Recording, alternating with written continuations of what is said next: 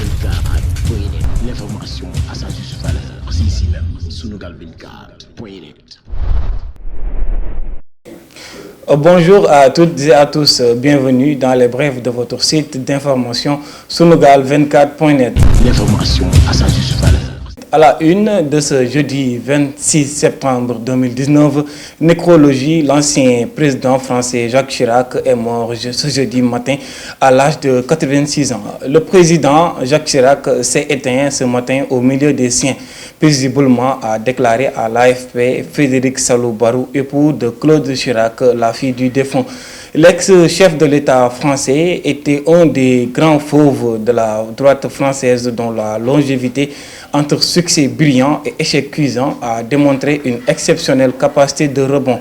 Pour rappel, celui qui n'apparaissait plus en public depuis plusieurs années fut président de la République pendant 12 ans. De 1995 à 2007, 2 fois Premier ministre, 3 fois maire de Paris, créateur et chef de parti et ministre à répétition. Présidentielle 2024, la candidature de Sonko incertaine.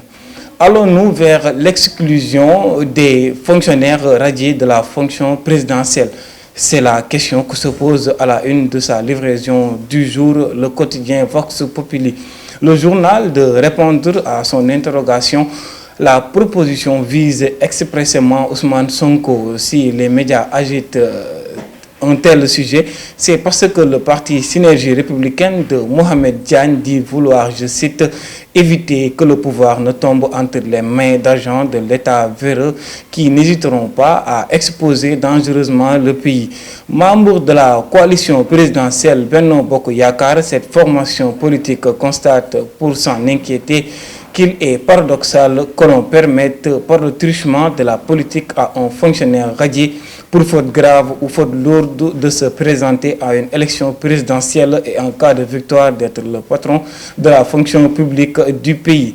Un radié de cette même fonction publique en deviendrait le patron, ce qui est à déplorer, clame-t-il. Maître Wade accueilli en grande pompe à Kër Serigne Touba de Colobane.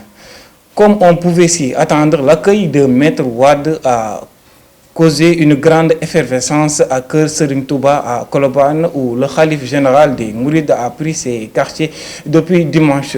Pour son audience avec ce dernier, Maître Wade a eu énormément de mal à se frayer un passage pour cause dès 14 heures. La salle à laquelle l'ancien président devait être reçu par son marabout a été prise d'assaut. La chaleur était tellement suffocante du fait d'une forte présence de disciples, d'autorités, sympathisants et de journalistes que l'accès a finalement été restreint. Ils étaient plusieurs dizaines de fidèles à s'agripper aux grilles, criant leur admiration pour le disciple mouride. Du coup, la police et la sécurité spéciale du khalife a été débordée et il a fallu des mesures strictes pour y remédier. Un faux agent de la DIC arrêté. La série d'usurpations de fonctions se poursuit. Après le faux policier arrêté à Touba la semaine dernière alors qu'il procédait à l'identification de personnes, voilà le faux agent de la division des investigations criminelles. Selon l'observateur, le mis en cause se nomme Mohamed Soumaré, brillant informaticien qui prêtait main forte parfois à la DIC. Il faisait chanter 2 filles, AMP Faye et MSO, victimes de vol avec des photos compromettantes. Fort de cette proximité avec les limiers, il avait fini par se faire passer pour un agent de la division cybercriminalité de la DIC pour escroquer ses victimes. Le faux agent a été condamné à 6 mois avec sursis suite à une plainte de ses victimes. Scandale qui secoue le Sénégal, Mbathio envoûté et violé par un marabout. Âgé seulement de 28 ans, le charlatan Daliba a envoûté et violé une femme mariée. La plaignante voulait que le marabout lui formule des prières pour consolider son mariage. À sa grande surprise, ce dernier a utilisé ses connaissances pour tout simplement abuser d'elle sexuellement. Les faits se sont déroulés à la cité Korafal à Rufisque. En effet, la victime Batiogaï, une femme mariée, a expliqué aux Lumières que dans le but de consolider son mariage, elle s'en était ouverte à une copine qui l'a amené voir un marabout domicilié à la cité Corofal de Rufisque. Sur place, la dame a expliqué au marabout d'Aliba son problème et ce dernier a décidé de lui prodiguer des prières moyennant 20 000 francs. Sur ce, il a demandé à la dame de repasser dans la matinée du samedi 13 janvier. Le jour J, la dame se présente seule au domicile du marabout. Ce dernier l'a accueilli avant de l'asperger d'un liquide. C'est ainsi que la dame a commencé à perdre connaissance. Et ne pouvant rien faire, le marabout l'a déshabillé et violé. Et c'est muni des résultats d'un examen médical que la dame a porté plainte à la police. C'est ainsi que le marabout a été mis aux arrêts.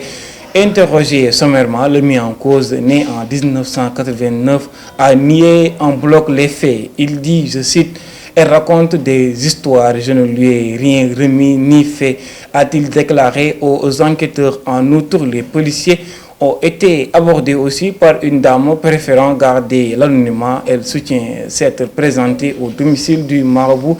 Ce dernier voulait qu'elle entretienne une relation sexuelle avec lui pour guérir sa maladie. Elle s'y était opposée avant de quitter les lieux. C'est au regard de tous ces éléments que le marabout d'Aliba a été placé en garde à vue pour charlatanisme et viol sur une femme mariée. Il devait être même jugé hier, mais son procès a été renvoyé jusqu'au 6 mars prochain pour la comparution de la partie civile. C'était tout pour aujourd'hui. Nous vous donnons donc rendez-vous prochainement sur votre site d'information sunugal24.net et d'ici là, portez-vous bien.